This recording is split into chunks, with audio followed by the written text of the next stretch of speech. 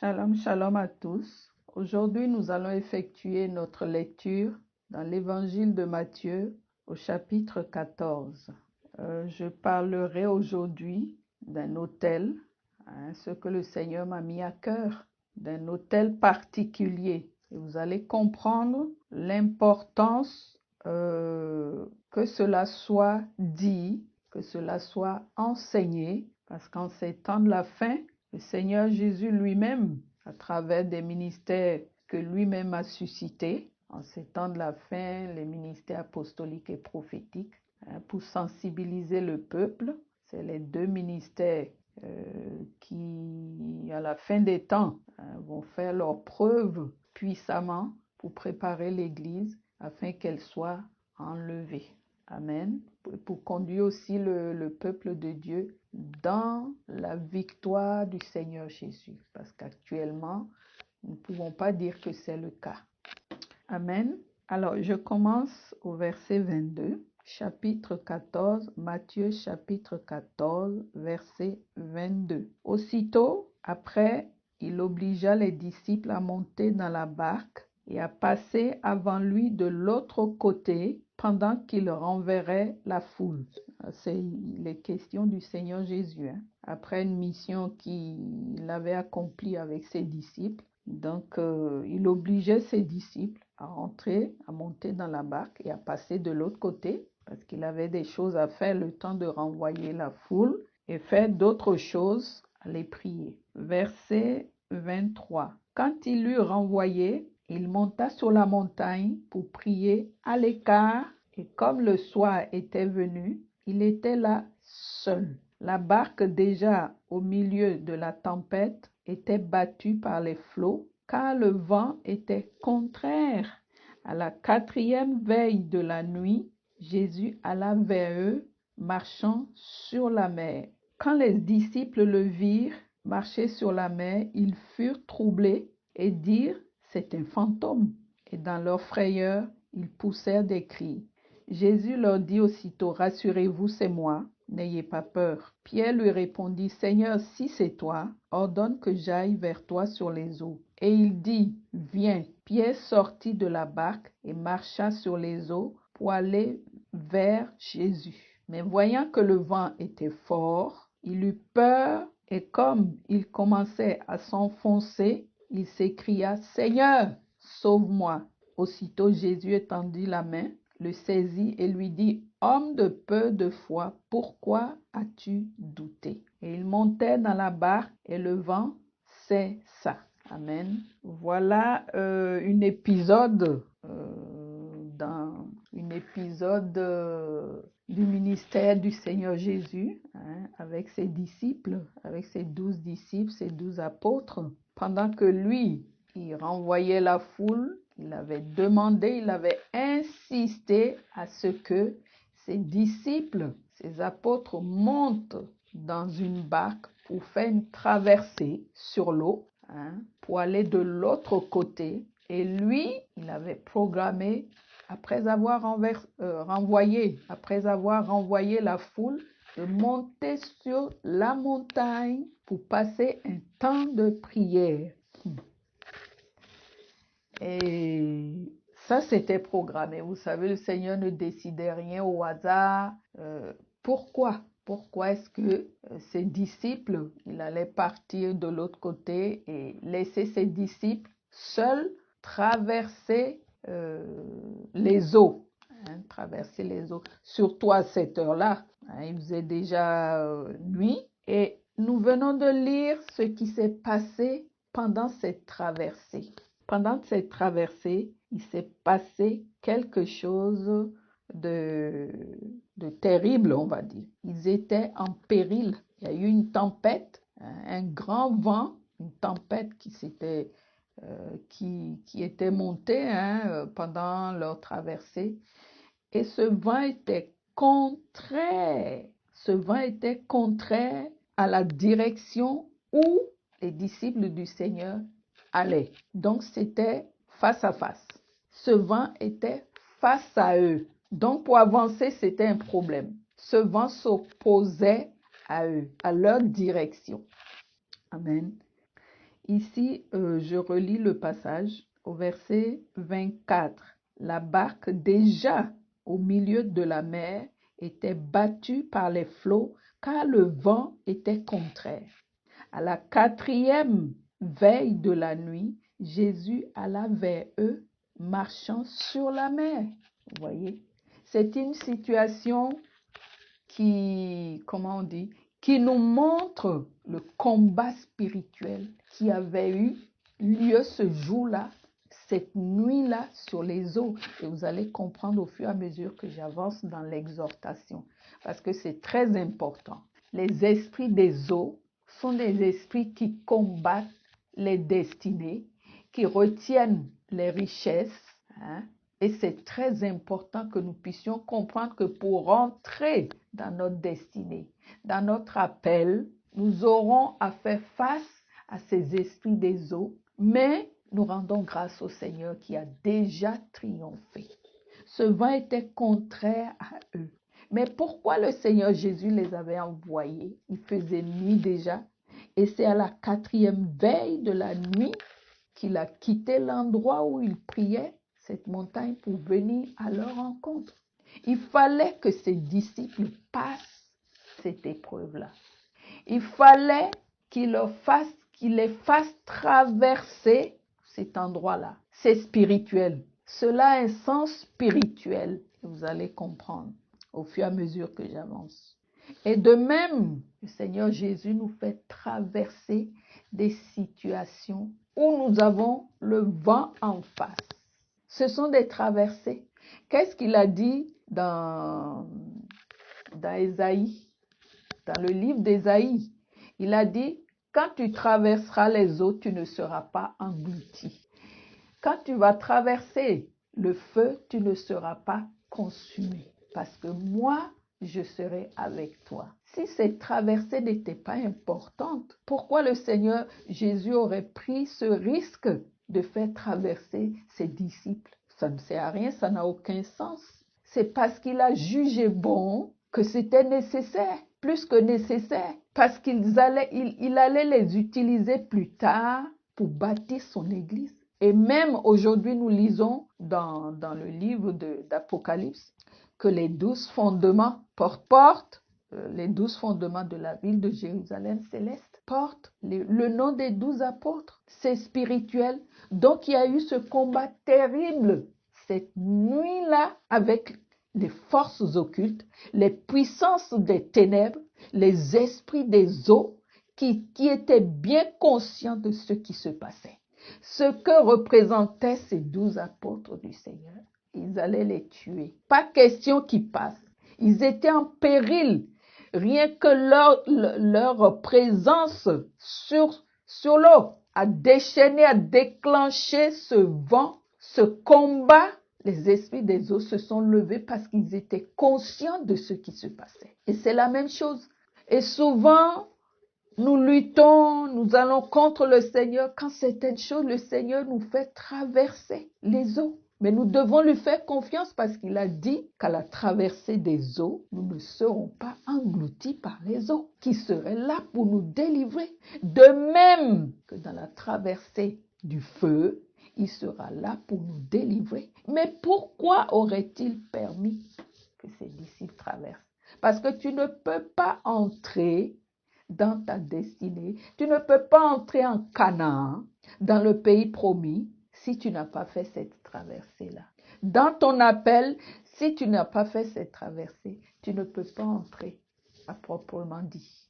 Et même les premiers apôtres n'auraient pas pu commencer l'Église. Ce n'est pas possible.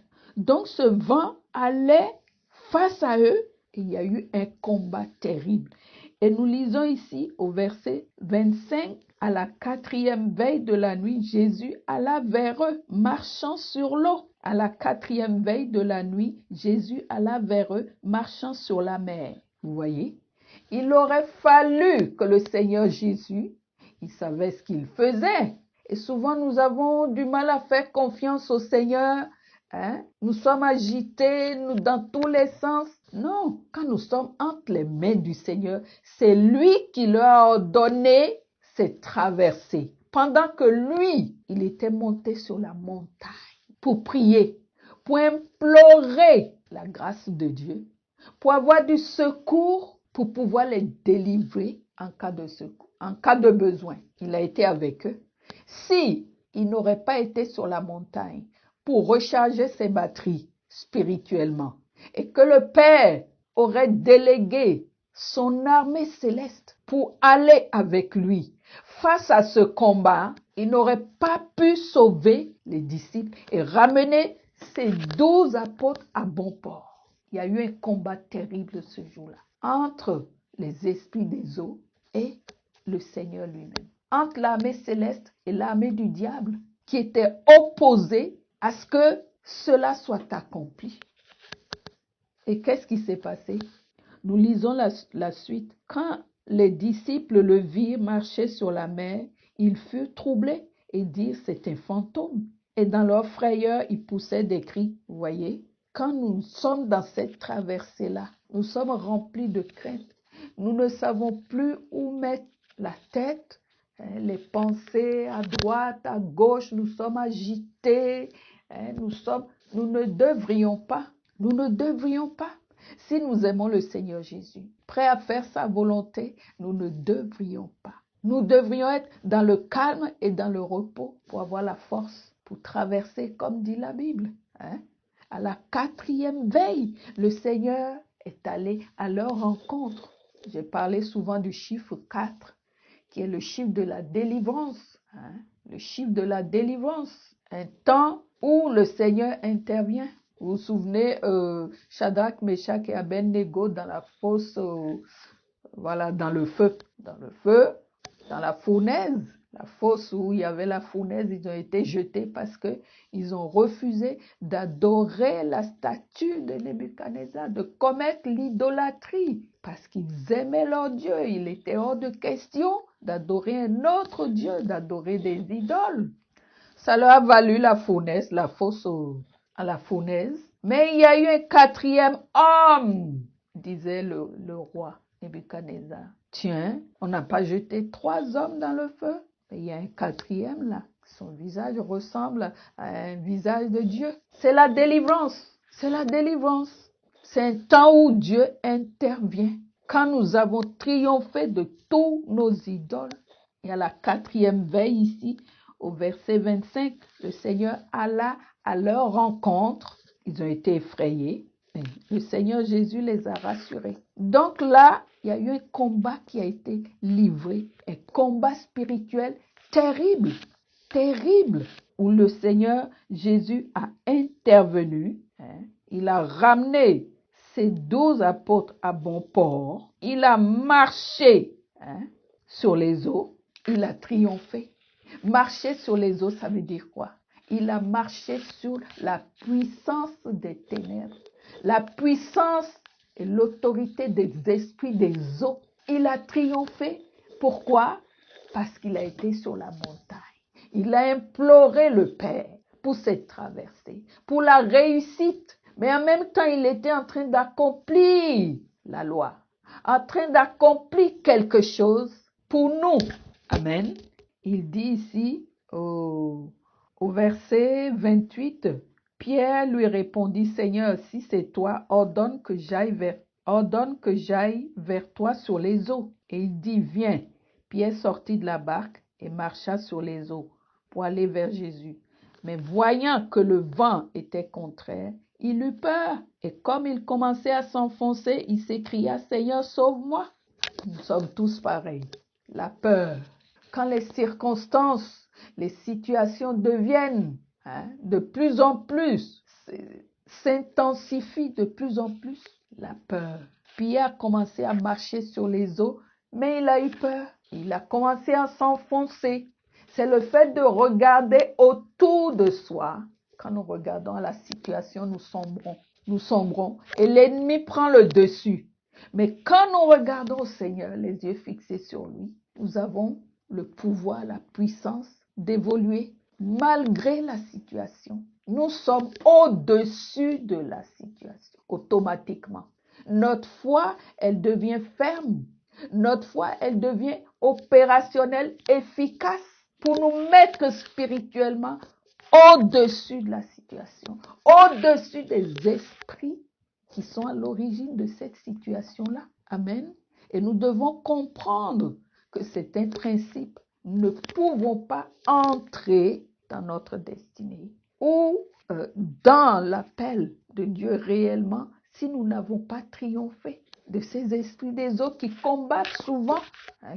Si Israël a traversé le Jourdain, a traversé la mer Rouge, le Jourdain, pour arriver en Canaan, c'est pas nous aujourd'hui qui allons faire exception. Nous sommes dans ce bas monde et ces esprits-là sont toujours, c'est un champ de bataille ce monde-là. Ce monde, c'est un champ de bataille et nous sommes sur un champ de bataille. Et le monde est commandé à partir des eaux. Il y a un autre monde dans les eaux. Et c'est à partir de là que le diable contrôle ce monde. Si tu n'es pas encore au courant, presque tout ce que nous utilisons sur Terre est fabriqué dans les eaux et ramené sur Terre. Je t'informe. Dans les eaux plus bas que Terre, tu vas voir toutes les usines, passant par l'alimentation, la santé, l'automobile, tout et tout. La vie des nations, la vie du peuple de Dieu, les richesses des nations, tout est retenu par Satan, les esprits des eaux qui contrôlent tout.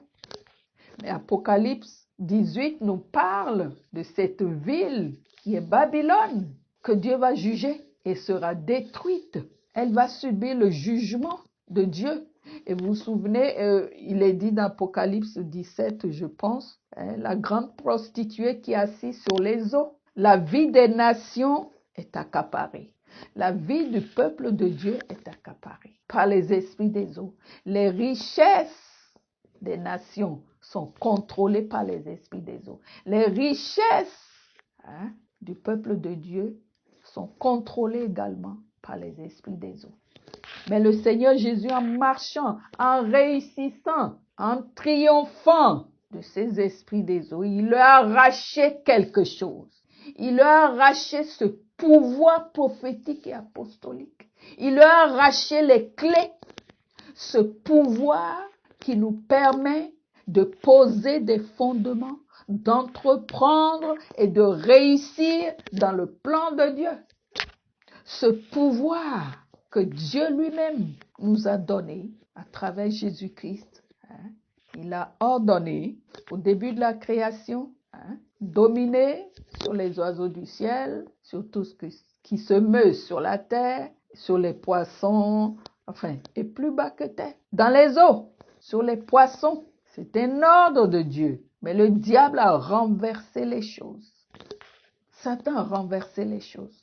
Mais là, le Seigneur Jésus, ce jour-là, la nuit, cette nuit, même nuit, a accompli quelque chose. Il a accompli la loi. Il a accompli quelque chose pour nous qui est très important. Il a pris la captivité captive. Il a repris le pouvoir en main. En marchant sur les eaux, tout lui est soumis. Toute la puissance des eaux lui est soumise. Et il nous dit quoi dans Luc chapitre 10, le verset 19? Je vous ai donné le pouvoir de marcher sur les scorpions, sur les serpents et sur toute la puissance des ténèbres et rien ne pourra vous nuire. Ce pouvoir, il l'a repris, mais il l'a donné à l'Église, son corps, son peuple. Il a donné ce pouvoir apostolique et prophétique à l'Église parce qu'il a triomphé de toute la puissance des ténèbres. Et il dit, il rajoute, et rien ne pourra nous nuire. Ça veut dire qu'il n'y a pas, une catégorie de démons ou de puissance qu'on ne pourra pas triompher ou d'autres. Non, sur toute la puissance des ténèbres. Et rien ne pourra nous nuire. C'est clair. S'il nous dit de marcher, le diable marche avec quel pouvoir? Avec le pouvoir du serpent. Il séduit les nations, il séduit les rois, leur fait croire qu'il est le vrai Dieu qui pouvait leur donner, s'il l'adore, C'est ce qu'il a proposé au Seigneur Jésus dans le désert. S'il l'adore, il lui donnerait tous ses royaumes, leur gloire et leur richesse. Mais tout ça, c'est les royaumes de ce monde. Nous, on n'est pas appelés à hériter du royaume de ce monde. Non, non, non. C'est un royaume éternel. Parce que nous sommes les enfants, les fils et filles de Dieu. Nous ne courons pas après les richesses de ce monde, les royaumes de ce monde. C'est éphémère, c'est passager. Ce n'est pas ce que le Père nous a promis. Donc, ayant le regard fixé sur la promesse, nous devons tendre et avancer en étant au-dessus de ces esprits-là, qui chaque jour viennent, ils vont venir, ils viennent, c'est le lot quotidien, hein, qui chaque jour viennent nous séduire pour nous détourner de l'objectif que nous nous sommes fixés d'après Dieu, parce que c'est son but. C'est son but. Le diable ne veut pas que l'Église triomphe parce que la victoire de l'Église, la victoire du peuple de Dieu, la victoire du peuple de Dieu, c'est sa défaite. Tout ce qu'il a mis ce temps pour bâtir son royaume et tout, c'est la défaite. C'est lui reprendre tout ce qu'il a détourné. C'est lui reprendre tout. Alors il lutte de toutes ses forces. Il lutte de toutes ses forces. Il utilise les dirigeants, les autorités, les rois, les présidents, tous ceux qui sont en autorité. Il les utilise pour la plupart. Parce que c'est eux qui font les lois, c'est eux qui dirigent, c'est eux qui font ci, ça. Ils dirigent les nations. Mais nous devons avoir le regard fixé sur Christ, le roi des rois. Celui qui a triomphé pour nous, qui accomplit la loi pour nous, afin que nous puissions nous-mêmes, nous aussi, à notre tour, emprunter le même chemin et réussir.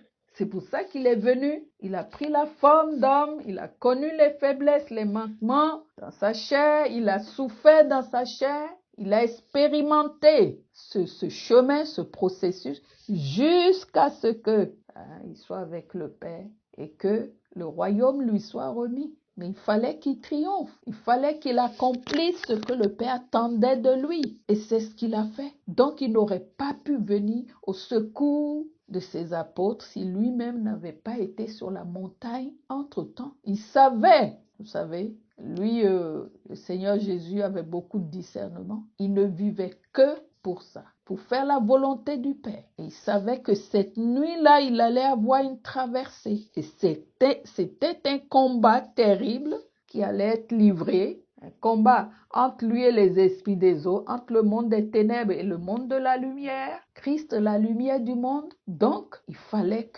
qu'il prie. Donc, il les a renvoyés. Ils étaient dans la traversée, face à ce vent, face au combat spirituel. Les esprits des eaux se sont déchaînés à travers ce vent. Ce vent, c'était des forces occultes, des puissances ténébreuses qui voulaient les tuer. Ils étaient en péril sur la mer. Mais le Seigneur Jésus est venu. Il a dit à Pierre, viens. Pierre aussi a commencé à marcher. Mais à un moment donné, il a commencé à s'enfoncer. Nous devons relever nos têtes et regarder au Seigneur. Parce qu'avec tous les troubles que nous traversons, le diable a envoyé ces démons qui sont en train de combattre les enfants de Dieu, les fils et les filles de Dieu. Et c'est là justement que nous devons nous dresser pour savoir que cela n'arrive pas au hasard. Et ça n'arrive pas à n'importe qui, à tout le monde. Non, mais à nous qui avons décidé dans notre cœur d'aller au but, d'atteindre cet objectif, passer par les eaux, passer par le feu. Ça n'a pas commencé par nous, hein? Non, non, c'est une réalité spirituelle. Et quand nous triomphons de cela, nous grandissons, nous devenons plus puissants. Vous vous souvenez, j'aime bien ce passage du psaume 84, quand il traverse la vallée de Baca, il la transforme en un lieu plein de sources. Nous sommes appelés à être des vainqueurs, pas des trouillards. Vous voyez, quand le Seigneur voulait envoyer Moïse, il a fallu qu'il triomphe de cette peur-là, la peur du serpent, parce qu'il allait affronter le pouvoir de Pharaon, qui est le pouvoir du serpent, le pouvoir ancien, le pouvoir du serpent ancien qui séduit toujours les nations, les rois, les présidents. Aujourd'hui, c'est les présidents qui séduisent l'humanité entière. Donc, nous devons comprendre. Nous n'avons pas pris quelconque chemin ou bien, non, en train de nous égarer.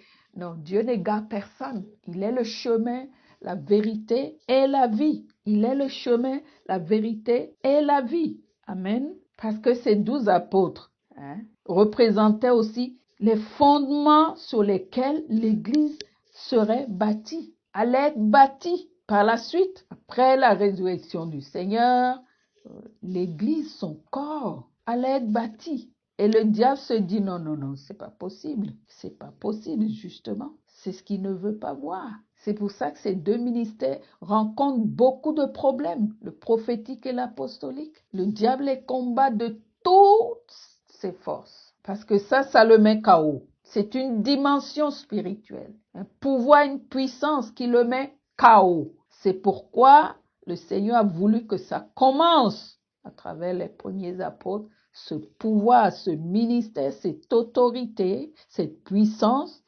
Et en ces temps de la fin, il est en train de terminer par cela, pour que l'Église soit relevée, bâtie et qu'elle joue son rôle, qu'elle soit témoin avant l'enlèvement. Amen. Alors, si nous lisons la suite, au verset... Non. Alors, la suite, verset 32. Et ils montèrent dans la barque et le vent cessa. Vous voyez, c'était la victoire. C'était la victoire. Quand le Seigneur Jésus lui-même a commencé à marcher sur ces puissances des ténèbres, ils lui sont soumis totalement parce qu'il n'était pas seul. Il y avait l'armée du Père avec lui et il était chargé. Comme je dis, il avait chargé ses batteries spirituelles dans la prière sur la montagne pour avoir de quoi faire face. Il était un homme de prière. Il ne se levait pas et faisait les choses parce que, oui, il fallait faire ça. Non. C'est d'abord dans la prière que ça se passe. Et s'il n'est pas en train de recharger ses batteries spirituelles constamment, il n'aurait jamais pu accomplir ce ministère qu'il avait accompli. Jamais. Et nous devons suivre l'exemple du Seigneur Jésus. Être des hommes et des femmes de prière. Il ne faut pas croire que oui, c'est en claquant les doigts ou bien... Non. Constamment en train de prier. Le vent cessa. La bataille était gagnée et les esprits des eaux, toute la puissance qui s'était levée contre eux, les esprits des eaux, eux tous étaient soumis au Seigneur des Seigneurs, au Seigneur Jésus-Christ, parce qu'il avait le pouvoir, l'autorité de marcher sur eux. Il nous a donné le même pouvoir. Donc, nous ne devons plus demeurer dans la peur, dans le doute. Toutes ces choses sont ennemies de la foi et nous devons les combattre au quotidien. Voilà nos ennemis. Parce que le Seigneur Jésus dit, si vous aviez la foi comme un petit grain, il n'a pas dit 10 kilos, un grain de moutarde, vous diriez à cette montagne, un grain de moutarde comparé à une montagne, vous diriez à cette montagne, ôte-toi de là et jette-toi dans la mer. Bien sûr, la montagne représente une puissance des ténèbres. Cette montagne dont il parle là, jette-toi dans la mer et vous le verrez s'accomplir. Les puissances des ténèbres nous seraient soumis. Mais le diable sait très bien comment ça se passe. Et il s'attaque aux foi. Il s'attaque à notre foi parce qu'il sait que c'est la foi qui déclenche tout. Il le sait, il est au courant. Donc, nous devons nous lever contre la peur, le doute, l'incrédulité. Voilà notre combat au quotidien. Voilà notre ennemi. Parce que derrière tout ça, ce sont les démons. Ce sont les esprits méchants. Pour ne pas qu'on entre dans la victoire du Seigneur. Pour qu'on entre dans la victoire du Seigneur et qu'on atteigne nos objectifs. Qu'on puisse relever les défis que Dieu a placés devant nous. Le diable est malin. Réveillons-nous bien, Réveillons-nous et agissons conformément à ce que Dieu attend de nous pour réussir le combat, la mission. Il revient bientôt. Alors, ici, je continue ma lecture. Vous allez voir un petit peu. Après cette victoire, il s'est passé quelque chose qui a attiré mon attention dans la lecture et j'aimerais bien aller un peu plus loin. Au verset 34, après avoir traversé la mer, il vint dans le pays de Génézareth. Les gens de ce lieu, ayant reconnu Jésus, envoyaient des messagers dans tous les environs. On lui amena tous les malades. Ils le priaient de leur permettre seulement de toucher le bord de son vêtement. Et tous ceux qui le touchaient furent guéris. Vous voyez. Toutes ces puissances qu'il avait affrontées, il était rechargé spirituellement. Toutes ces choses qu'il a pu faire après la traversée, il n'aurait pas pu le faire. Parce que ces gens-là étaient dans une captivité, étaient dans des situations où ces esprits contrôlaient leur vie. Ils n'auraient pas pu les délivrer, les guérir. Vous voyez, ils ont envoyé des messagers dans les environs un peu partout. Ils le priaient seulement de les laisser toucher seulement ses vêtements. Et tous ceux qui le touchaient furent guéris. Il n'a même pas eu le temps de prier pour les gens. Il le touchait seulement. Il était trop chargé. Ses batteries étaient trop chargées. Même les vêtements qui étaient sur lui étaient chargés de puissance. Vous voyez, l'importance de la prière, de monter sur la montagne, ça doit être constamment. C'est le prix à payer. Nous avons des appels sur notre vie, mais nous ne voulons pas payer le prix. Beaucoup ne veulent pas payer le prix pour entrer dans leur appel. Et ils cogitent des années. Ils ne veulent pas payer le prix. Ils ne veulent pas se mettre sur l'autel du sacrifice de Dieu pour payer le prix et entrer dans leur appel. Mais si le Seigneur Jésus avait fait ça, est-ce que nous, on serait sauvés? On ne serait pas sauvés. Pas du tout. Et je vais vous donner l'explication de ce que c'est que cette ville, l'explication de Génézareth, enfin, vous l'appelez comme vous voulez. Ce mot veut dire quoi au fait? Ça veut dire jardin du prince. Vous voyez? Jardin du prince. C'est comme si cette victoire ramenait l'humanité au commencement. Au commencement où Dieu créa le jardin. Le Seigneur Jésus étant le prince lui-même. La Bible dit que rien n'a été créé sans lui. Tout a été créé. En lui, pour lui, par lui. Donc, toute la création porte sa marque. Tout vient de lui. C'est une sagesse, c'est une science. Et toute cette science est réunie en lui. Génézareth, qui veut dire jardin du prince. Cette puissance des ténèbres, ce combat qui a eu lieu sur la mer cette nuit-là, ce n'était pas un petit combat. Il fallait que le Seigneur monte sur la montagne. Tellement qu'il était rechargé spirituellement, la puissance de Dieu était sur lui tellement que les gens le touchaient seulement. Ses vêtements étaient chargés. Amen. Et les gens étaient guéris automatiquement. Alors, allons maintenant, je vais faire le lien de tout ce que je viens de dire, mais qui était déjà dans l'Ancien Testament.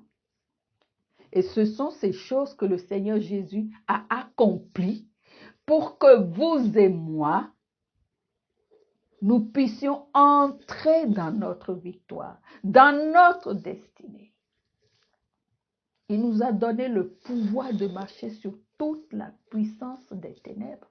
Pas seulement sur les scorpions, sur les serpents. Non. C'est accompli. Tout est accompli. Et nous allons voir ici dans le livre de Josué, dans l'Ancien Testament, dans le livre de Josué chapitre 4, vous allez comprendre. Je lis du premier verset au verset 3. Lorsque toute la nation eut achevé de passer le Jourdain, l'Éternel dit à Josué, Prenez 12 hommes parmi le peuple, un homme de chaque tribu. Donnez-leur cet ordre. Enlevez d'ici, du milieu du Jourdain, de la place où les sacrificateurs se sont arrêtés de pied ferme, 12 pierres que vous emporterez avec vous et que vous déposerez dans le lieu où vous passerez cette nuit. Voilà une traversée qui les amènerait en Canaan. Ils ont traversé le Jourdain. Le peuple de Dieu a traversé le Jourdain.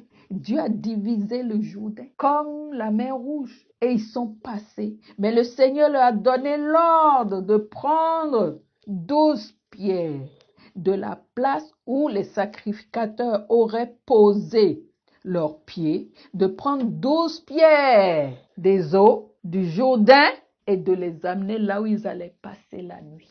Vous voyez la même chose se reproduire avec le Seigneur et ses disciples. C'était au milieu de la nuit. Dans cette traversée, le Seigneur est venu à la 4e heure. Ils avaient déjà passé une bonne partie de la nuit sur les eaux. Et ça s'est passé la nuit. Et le Seigneur Jésus a dit quoi? Il ne pouvait pas laisser son peuple au milieu des eaux. Il fallait se hâter de traverser. Et ces 12 pierres ont été ramenées dans le lieu où ils allaient passer la nuit. Dieu allait accomplir un jugement contre les esprits des eaux. Ces 12 pierres représentaient quoi? Enfin, nous savons très bien le pouvoir apostolique et prophétique que Dieu allait déployer. Ils ont enlevé, arraché des puissances des ténèbres quelque chose qui appartenait au peuple de Dieu. Ce pouvoir qui leur permettrait plus loin de conquérir des nations, de gagner des batailles, parce que l'ennemi opère dans le prophétique et dans l'apostolique. C'est là son pouvoir. Et si nous triomphons en Christ Jésus, nous réussissons la traversée, ça veut dire quoi? Ça veut dire que spirituellement, nous sommes au-dessus. Et tous ces esprits nous sont soumis. Nous marchons sur eux. Nous marchons sur eux. Et ici, je continue au verset 8. Les enfants d'Israël firent ce que Josué leur avait ordonné. Ils enlevaient 12 pierres du milieu du Jourdain, comme l'Éternel l'avait dit à Josué, selon le nombre des tribus des enfants d'Israël. Ils les emportaient avec eux et les déposaient dans le lieu où ils devaient passer la nuit. Vous voyez. Et au verset 9, Josué dressa aussi 12 pierres au milieu du Jourdain, à la place où s'étaient arrêtés les pieds des sacrificateurs qui portaient l'arche de l'alliance, et elles y sont restées jusqu'à ce jour. Vous voyez, ces pierres sont restées jusqu'à ce jour. Il y a un autel qui est dressé. Il y a un autel qui est dressé là. Un autel qui est dressé là, dans les eaux. Mais le Seigneur Jésus, vous savez, les autels sont des points de contact entre le monde des ténèbres, entre les esprits et le monde des humains et les humains. Il y en a pour Dieu, il y en a aussi pour le diable. Mais les autels de Dieu sont différents. 12 pièces, c'est un autre modèle. Les autels du diable, des démons, des esprits, c'est pas pareil. Ce n'est pas pareil, c'est pas bâti de la même manière et ce n'est pas non plus le même modèle. Celui qui détient tout le pouvoir, c'est le Seigneur Jésus. C'est Dieu qui détient tout pouvoir. Et la Bible dit que tout pouvoir a été donné au Seigneur Jésus-Christ. Dans les cieux, sur la terre, plus bas que terre, tout genou doit fléchir. Il a reçu tout pouvoir. Et désormais, il contrôle tout. Il contrôle les cieux, la terre, les abîmes, les eaux. Il contrôle tout. Et le Seigneur devrait accomplir ce point de contact quand les apôtres traversaient. Il y avait eu un point de contact qui était là. Ces pieds avaient été posés là dans l'Ancien Testament par Josué et le Seigneur Jésus dans le Nouveau Testament avec ses disciples. Il fallait qu'il les laisse traverser. Et le Seigneur Dieu a été cet autel qui était là. Parce que vous savez, un des principes du combat spirituel, c'est l'autel. Il faut un point de contact pour que Dieu puisse descendre et combattre. Et l'autel est aussi relatif au cœur humain. Nos cœurs représentent aussi un autel vivant pour le Seigneur, pour Dieu. C'est très important. C'est lié aussi aux endroits, aux territoires, que ce soit dans les airs, sur la terre, dans les eaux, ainsi de suite. Ce sont des points de contact. Et les démons, les esprits, ils le savent, ils en ont. Dieu aussi a des autels que son peuple lui a bâtis. Nous bâtissons des autels pour Dieu. Notre cœur, c'est l'autel vivant même. Mais nous pouvons faire aussi des choses qui est lié à des endroits. Par exemple, on peut bâtir l'église à un endroit précis. C'est important que nous puissions savoir. Vous savez, les monuments qui jonchent les villes un peu partout, qui n'ont rien à voir avec Dieu, ce sont des autels, des points de contact entre les esprits, les démons, le monde des ténèbres et ces endroits-là. Et c'est comme ça qu'ils contrôlent les villes, les quartiers, les pays, les continents, et ils sont reliés entre eux. Ce point de contact qui avait été bâti, cet autel qui avait été bâti pendant que les enfants, au moment où les enfants d'Israël ont traversé le Jourdain, cet autel est resté jusqu'à présent. Mais c'est un endroit spirituel, même si personne d'entre nous ne sait l'endroit précis, Dieu sait. Dieu sait, et Dieu, dans sa sagesse et par son Saint-Esprit, a guidé le Seigneur Jésus pour que justement le combat soit livré exactement là où il fallait. Et que ce point de contact soit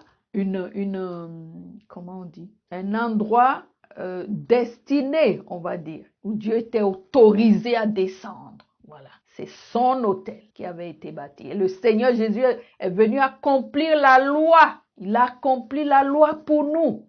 Tout est accompli. Ce qu'il nous demande, c'est de rentrer dans ce qu'il a accompli. Nous devons comprendre. Si nous ne comprenons pas ces choses-là, le Saint-Esprit est là pour nous éclairer, pour réveiller notre esprit. Parce que l'Église, dans les temps de la fin, si elle n'entre pas, si elle n'est pas éclairée de la lumière prophétique et apostolique, elle ne fera pas le poids. Elle ne fera pas le poids. Donc, ouvrons bien notre cœur, notre esprit pour comprendre ces choses-là. Parce que l'Église a beaucoup souffert. Manque de prophètes, de vrais prophètes et de vrais apôtres. L'Église est restée longtemps, pendant des générations, sans lumière, sans compréhension, sans connaissance, sans puissance, sans autorité, parce que le monde des ténèbres ne va pas fléchir avec une petite... non, le prophétique et l'apostolique, c'est une dimension, c'est une autorité, c'est une onction. Le Seigneur Jésus disait à Pierre, je te donnerai les clés du royaume. Les apôtres, ce que vous lirez dans les cieux sera lié sur la terre. C'est une autorité, c'est une onction, c'est une puissance devant laquelle genou fléchit, le diable fléchit. Ces démons, ces anges déchus doivent fléchir. Pourquoi? À cause de Christ en nous, qui représente cette autorité. Parce qu'il a déjà triomphé d'eux. Il a déjà triomphé d'eux. Donc le Seigneur Jésus a accompli cette traversée pour nous. Il a livré bataille. Sinon, les apôtres n'auraient pas pu commencer l'église le jour de la Pentecôte. Tout ce que faisait le Seigneur avait un sens. Il est le chemin, la vérité et la vie.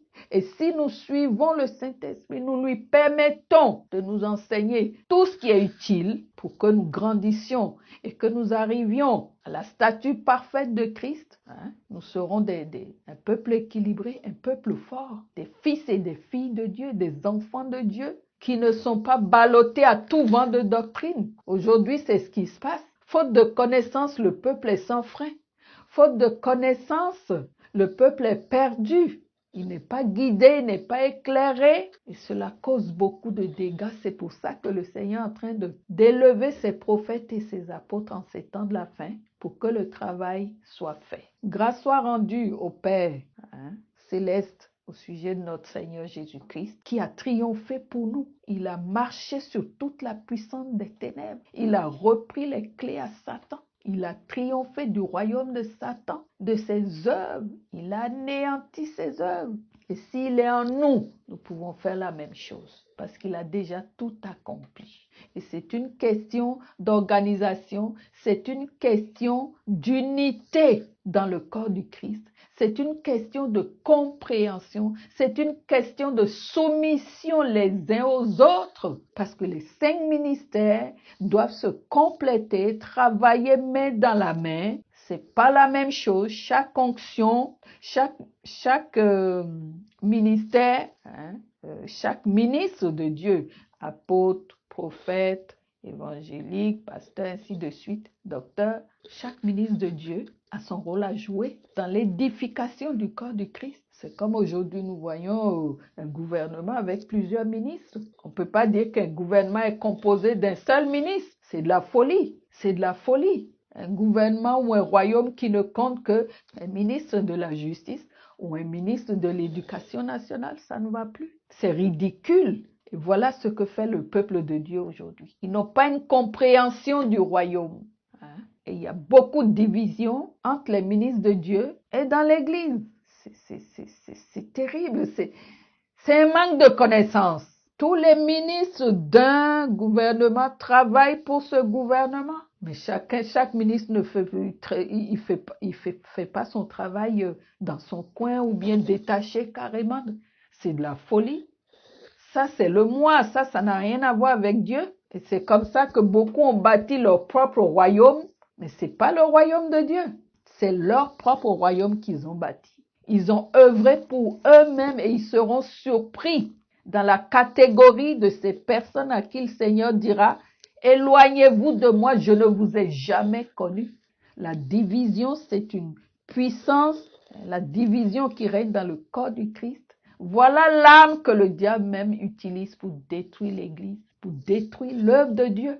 Si le monde, les gouvernements, les royaumes de ce monde, les ministres travaillent sous la tutelle du roi ou du président, pourquoi est-ce que les ministres de Dieu ne travailleraient pas sous la tutelle, sous l'autorité, la couverture, la gouvernance du Seigneur Jésus? Il est le roi des rois. C'est lui qui nous a appelés, nous a établis. À moins que chacun veuille faire son petit business, bâtir son propre royaume. Mais dans ce cas-là, on est exclu. On n'est plus appelé fils ou fille de Dieu. Parce que dans le royaume de Dieu n'est pas divisé. Le royaume de Dieu est parfaitement uni. Donc, moi, je fais appel au ministre de Dieu. Dans le corps du Christ, déjà, je fais appel à cette unité-là. C'est la raison principale d'ailleurs pour laquelle les choses sont ainsi aujourd'hui. Les choses n'avancent pas. Le moi, l'égocentrisme, l'esprit de Lucifer même contrôle la vie de beaucoup qui veulent s'asseoir sur le trône de Dieu, se faire Dieu, c'est-à-dire atteindre une certaine hauteur sans passer. Quand Dieu veut nous élever, il nous abaisse. Ça, c'est le principe de Dieu. Il va tuer le moi, il va tuer l'homme fort, il va détruire tout l'ancien modèle pour en refaire un autre. La Bible nous apprend, tous ceux que Dieu a élevés, il les a d'abord abaissés, sont passés par des situations terribles. Dieu a tout détruit. Mais on voit aujourd'hui des gens qui courent après ceci, des titres, des machins, de ceci. Mais ça, on n'a pas besoin de discernement pour le savoir. Non, non, non, non. Ça ne vient pas de Dieu. Quand vous êtes établi par Dieu, est-ce que vous ne vous cassez pas la tête?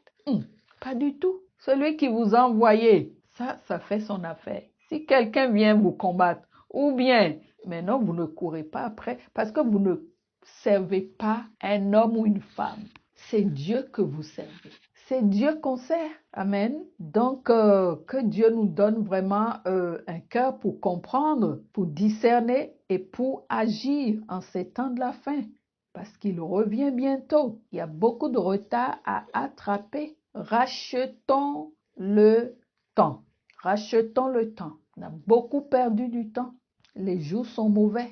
Et que le peuple de Dieu soit fortifié pour traverser les eaux, le feu, pour entrer dans sa destinée, en Canaan, pour posséder l'héritage du Père Céleste. C'est très important, très, très important. Si nous ne triomphons pas contre les esprits des autres, ne réussissons pas notre traversée, faut pas y compter quoi. On n'est pas exceptionnel, hein?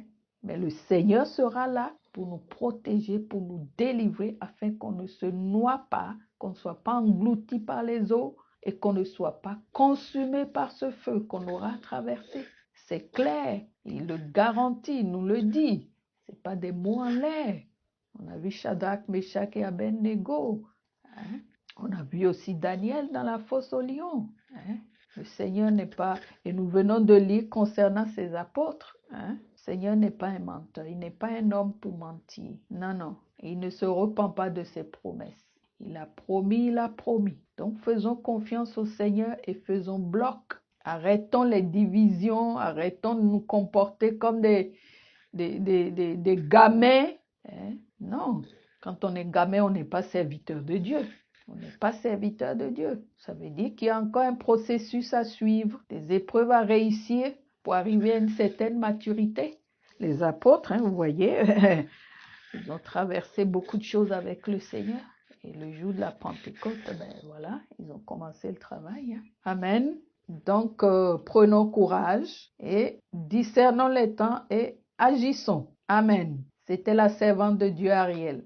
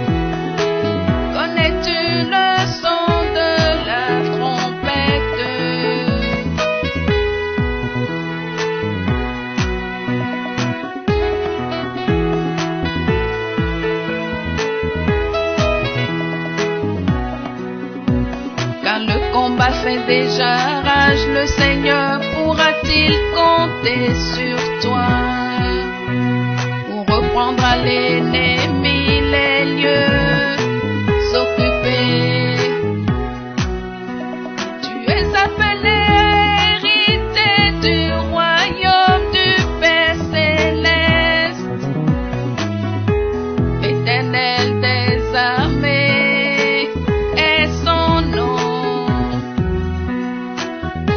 Conquête, point d'héritage, sois conscient, lève-toi, car Christ a déjà tout accompli.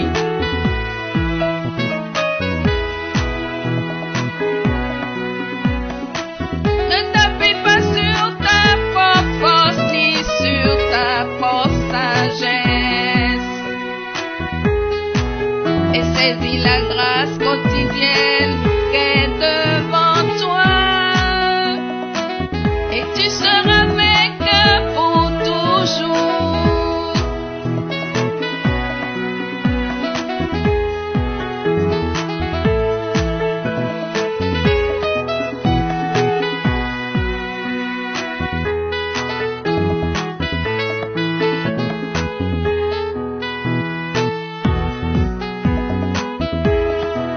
N'oublie pas que chaque défi devant toi être relevé